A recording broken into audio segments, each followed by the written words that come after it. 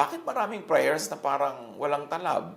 Parang alatsamba, parang minsan nagwo-work, minsan hindi.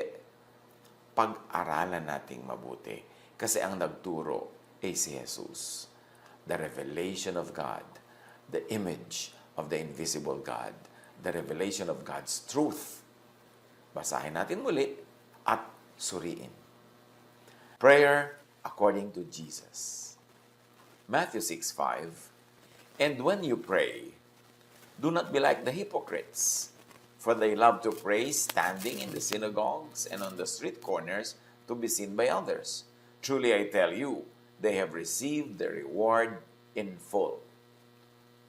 Lesson 1. Unawain. Namnamin. Do not pray in public.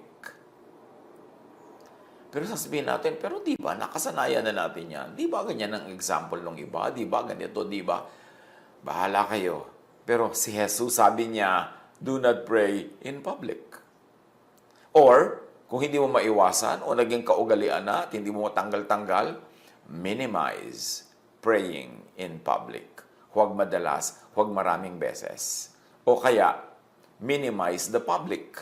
Huwag yung sobrang dami. Kung talaga hindi maiwasan na may taong kailangan kasamang manalangin, o kaya ay may mga tao talaga dyan, huwag naman yung talagang angaw-angaw, laksa-laksa sa dami. Sinabi na kasi ni Jesus do not pray in public. And very especially, do not pray for publicity. Bakit? Magiging performance. Mababawasan ng sincerity, madadagdagan ng arte, magkakaroon kuminsan ng agenda, kuminsan economic agenda, kuminsan social agenda or political agenda, na kunwari, prayer rally, pero yun pala, political rally. Kunwari, prayer event, pero yun pala, merong gustong pasikatin na tao, merong gustong itaas na ang other agenda aside from truthful and sincere prayer. At sa ating pag-aaral nitong mga nakaraang araw, ay sumisilip-silip tayo sa mga principles of quantum physics. Kasi very interesting. It's a tool to appreciate a lot of teachings in the Bible. It is parang a form of light that you throw into Scripture at nadadagdagan ng iyong pagkakita, pagkaunawa at pagkaningning. Ngayon, sa mga mahilig sa ganito, maganda na ating sinusuri, tinatapunan ng liwanag ng quantum physics, yung pag-unawa at pag-appreciate natin sa Scripture. Yung mga ayaw naman sa quantum physics, di wag. Mangukot na lang kayo ng butong pakwan habang dumadaan tayo sa konting analysis ng quantum physics o kaya ay uminom kayo ng tubig kung ayaw niyong pakinggan. Pero, bakit hindi? Because the sciences are from God. Knowledge is from God. At sa pag-gumagamit tayo ng mga scientific principles sa pag-appreciate ng Scripture, actually, nadidiscover lang at ginagamit natin yung dati ng kaalaman na Diyos mismo ang nagbigay at nagtakda. Ngayon pa lang natin kuminsan nakikita. So sa pag-aaral natin ngayon ng prayer according to Jesus, paminsan-minsan ay may mga titingnan tayong konting principles of quantum physics at hindi na natin yan ipapaliwanag. Total, hindi naman talaga tayo quantum physicist. Kundi, babanggitin ko lang para sa mga nakaka-appreciate ng quantum physics, mas madagdagan yung ating tools in appreciating Scripture. Okay? So sabi ni Jesus, napakalinaw, when you pray, do not be like the hypocrites, for they love to pray and stand in the synagogues and on the street corners to be seen by others. Truly I tell you, they have received the reward in full. Sa quantum physics, praying publicly could be a destruction of what quantum physics calls observation. The observer effect is dependent on the amount of observation. When the observer's capacity increased, in other words, when the level of observation went up, the interference weakened. In contrast, when it was reduced and the observation slackened, the interference increased. So, nakakagulo pag may ibang tao. Nakakabawas ng concentration. In fact, baka hindi ka pa nga makakonsentrate sa tunay na diwa ng prayer kasi ang concentration mo is on saying the right things, saying impressive things, or saying what the people expect. So, kuminsan, nagiging abala yan sa tunay na power and force of prayer. At sa mga mahilig sa publicity or public prayer, publicity is the only reward. May reward naman yung publicity. Kung may napala ka doon, kung napala mo yung human agenda or yung social or political agenda or whatever agenda, yun na yung reward mo. Huwag ka na maghanap ng iba pa. Sabi ng easy-to-read version, the truth is, that's all the reward they will get. Matthew 6:6. But when you pray, go into your room, close the door, and pray to your Father who is unseen. Then your Father, who sees what is done in secret, will reward you. Ang pinag-uusapan dito, background nitong Matthew 6 na to, yung mga mahilig mag-pray sa public, sa mga synagogue, sa mga street corners to be seen by men. Sabi ni Jesus, eto ang tinuturo ko sa inyo sa prayer, get out of that public place. When you pray, go into your room. So pinapaalis ka muna ni Jesus sa public place. At pag nandun ka na sa private place, dun sa room, sabi pa niya, close the door. So it's not enough that you went into a private space, sinigurado mo pang talagang napag-iisa ka, walang makakagulo sa'yo, at walang makakagambala, isasara mo pa ang pinto. Yung iba naman na mimiloso po, paano kung walang room? Paano kung walang pinto? Anong isasara mo kung walang pinto? Anong room ang pupuntahan mo kung walang room? Ang ibig sabihin lang nun, whatever the equivalent of the room and the door, lumayo ka kung saan ka maaabala ng maraming tao, mapag-isa ka, at tiyakin mong nakapag-iisa ka talaga, dagdagan mo yung privacy mo. Kung pupunta ka man halimbawa sa garden o sa bukid o kung wala talagang lugar, ipikit mo ang mata mo, mag-isa ka manalangin kahit may mga tao, para mga hapon ang privacy sa kanila is in the mind. Nakaka-focus sila kahit maraming tao. Kasi hindi sila nakikipagtalastasan, hindi sila nakikipagkwentuhan, hindi sila nakikipag-associate sa mga tao pag may ginagawa silang mental exercises o pag-iisip o pagbubulay-bulay. Kung ano man ang equivalent nun, get out of the public place, go to a private space, and make sure that you really have privacy. Sabi niya, and pray to your Father who is unseen. In other words, it is best that nobody sees you and you don't see anyone else habang nagpe-pray ka. Kaya sinabing, your Father is unseen. So why should you be seen? Or why should you see others while you are praying? Then your Father, pagpapatuloy ng verse, who sees what is done in secret, will reward you. Marami sa atin, i-reject agad itong idea na to. Kasi may nakasanayan na tayo na paraan ng pagpe-pray. At magsaside pa tayo mga example. Bakit si ganon mag-pray? Bakit si ganyan, ganon mag-pray? Di bahala ka kung ayaw mo makinig kay Jesus. Si Jesus lang naman ang nagsasabi na, when you pray, get out of the public place, get into your room, close the door, and pray to your Father who is unseen. In other words, sabi ni Jesus, pray in your private place, in your private space. And if you don't have that physical space and place, at least in your mind, create a private space, a private time, kung saan walang masyadong makakaabala sa iyo ang mga tao. Halimbawa, marami kang household chores. Isa kang ina o ama o sino man na nagluluto, nagagawa ng mga trabaho sa bahay, umagang-umaga. Paano ka magpe-pray? Bago gumising yung iba, magdagdag ka ng oras ng mas maagang gising, makakapag-pray ka kahit may mga kasambahay ka, tulog pa sila, meron kang private time and space kahit nandyan sila physically. Ikaw na dapat ang gumawa ng paraan kung paano ka magpag-iisa kasama ang Ama. At sabi nga, close the door, be as private as possible. Private prayer, private spirituality is rewarded. Sa quantum physics, one of the factors of the observer effect is the intensity of observation. Sabi ng easy-to-read version, He is there in that private place. God is more easily accessible in private. Sabi ng Amplified version, but when you pray, go into your most private room, and closing the door, pray to your Father who is in secret, and your Father who sees in secret will reward you in the open. So be as private as possible.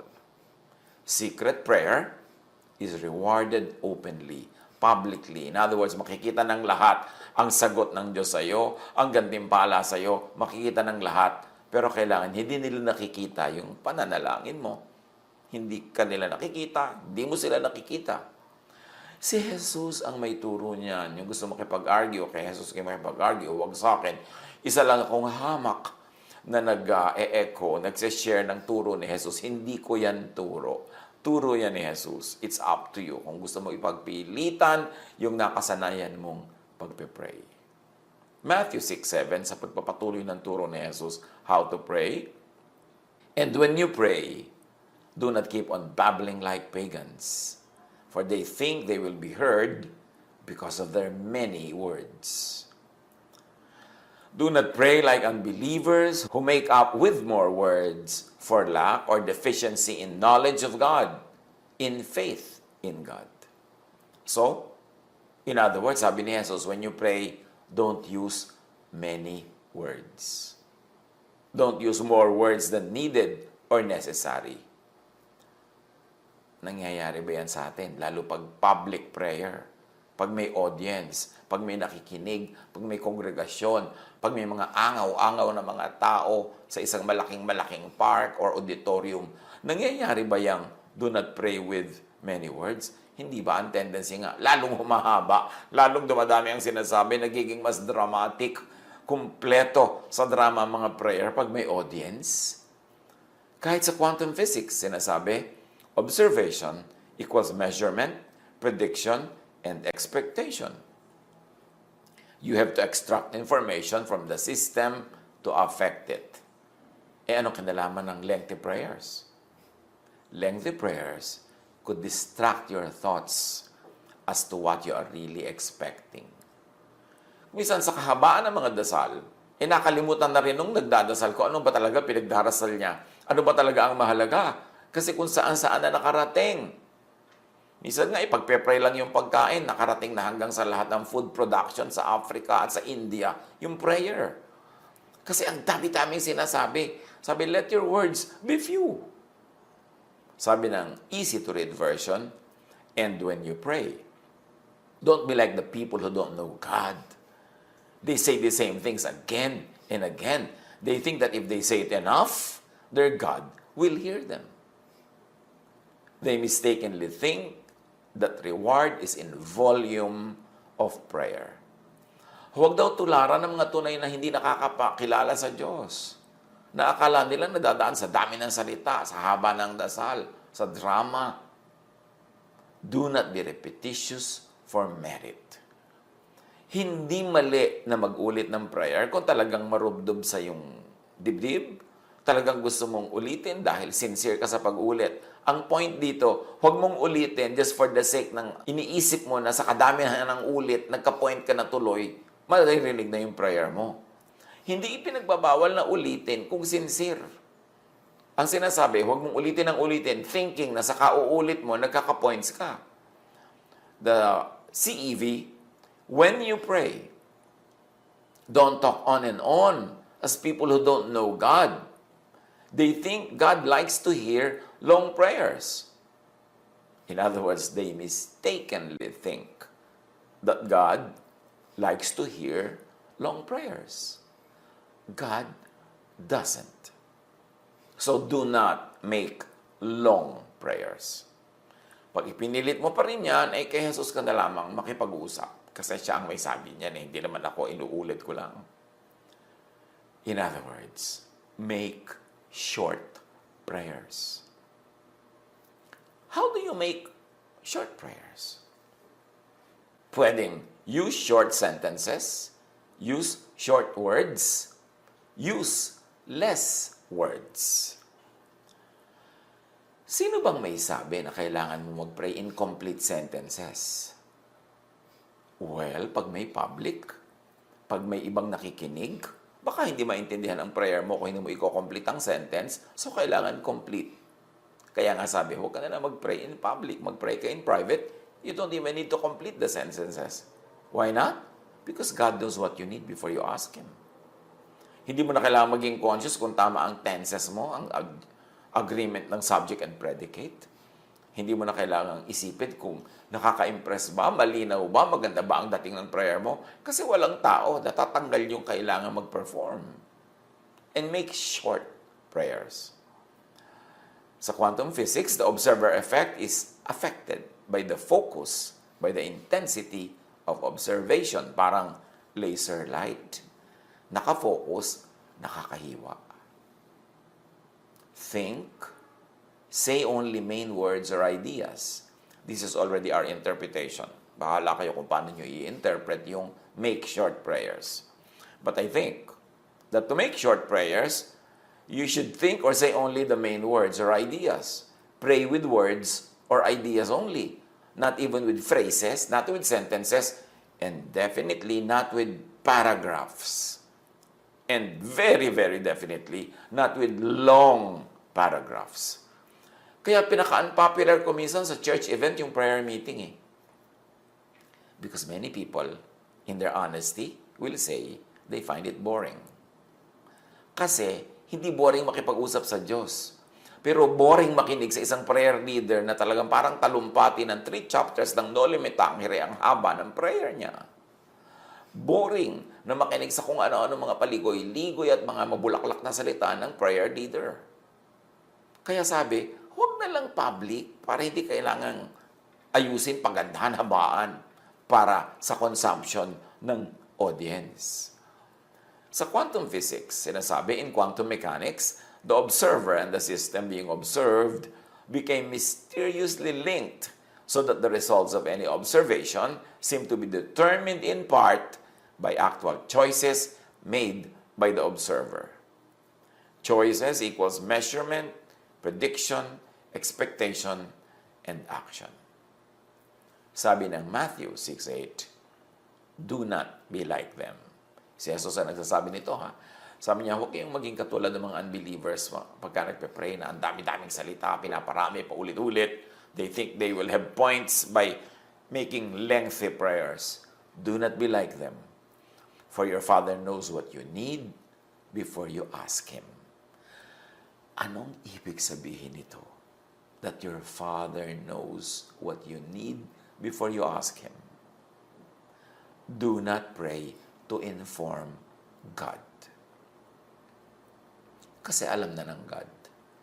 So kung magpe-pray ka, Lord, ang nanay ko po nasa ospital.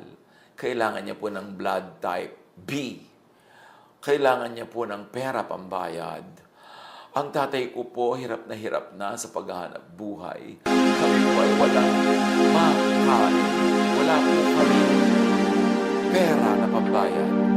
Yan ang sasabihin sa'yo ng Diyos. Hindi ko ba alam yan? Bakit sinasabi mo sa akin? Why are you informing me? Hindi ba all-knowing ako? Bakit nga ba natin sinasabi lahat yun? Para maintindihan ng mga prayer people na kasama natin. Actually, ang pinatatamaan o sinasabihan natin at pinatutungkulan ng landa ng mga kung ano-anong bulaklak ng dila ay yung mga tao nakikinig para maintindihan nila kung ano yung pinagpe-pray natin. Kaya mawawala yung ganung element. Pagka nagpe-pray ko mag-isa, hindi pa kailangan inform ng God kasi alam mo yan. At alam natin na sa prayer. Hindi inform ng God kasi alam mo yan. Kasi iksinan mo yung papaulit-ulit 4 points.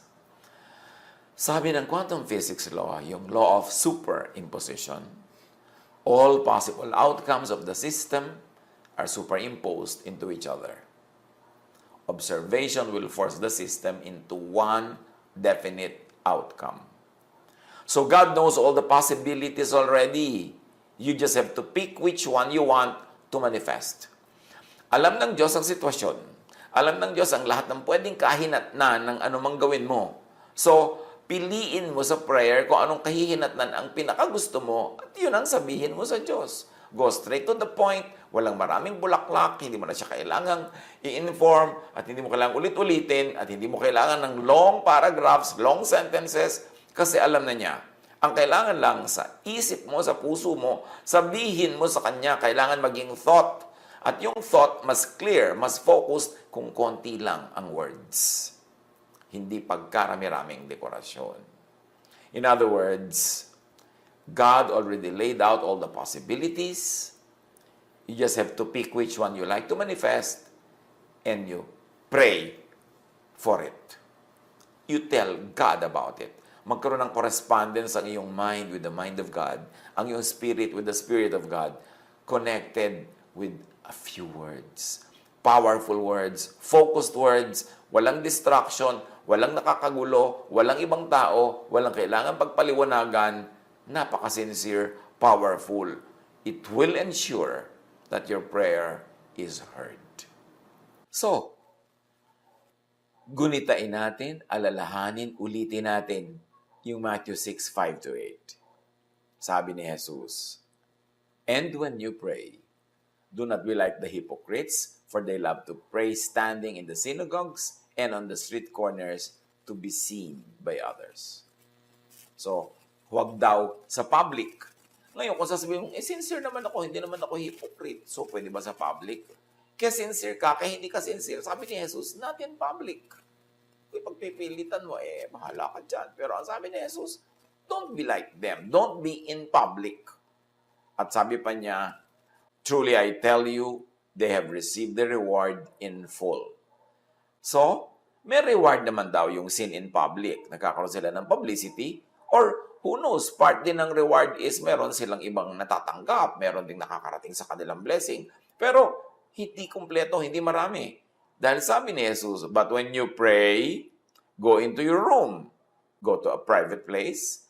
Close the door. Make sure that you really have privacy. And pray to your Father who is unseen. The Father is unseen. You don't have to be seen and you don't have to see other people when you are praying. Then your Father who sees what is done in secret will reward you. And when you pray, do not keep on babbling like pagans, for they think they will be heard because of their many words. So don't use many words. Don't use many sentences. Don't use many paragraphs. Sabi ni Jesus, do not be like them, for your Father knows what you need before you ask Him. So you don't inform God. Pag tinanggal mo lang yung pag-inform sa Diyos, pagbibigay sa Kanya ng news at kung ano-ano mga details, talagang kumonti na yung prayer mo. At mas konti, mas focused, mas effective, mas powerful. Pagbulay-bulayan, basahin in private itong Matthew 6:5-8. Pag-isipan kung paano mo i-apply sa iyong buhay, paano mo ito gagawin sa iyo, yung application, at sigurado ang prayer natin mas magiging kaibig-ibig sa Diyos at magiging mas kapakipakinabang para sa atin. God bless us all.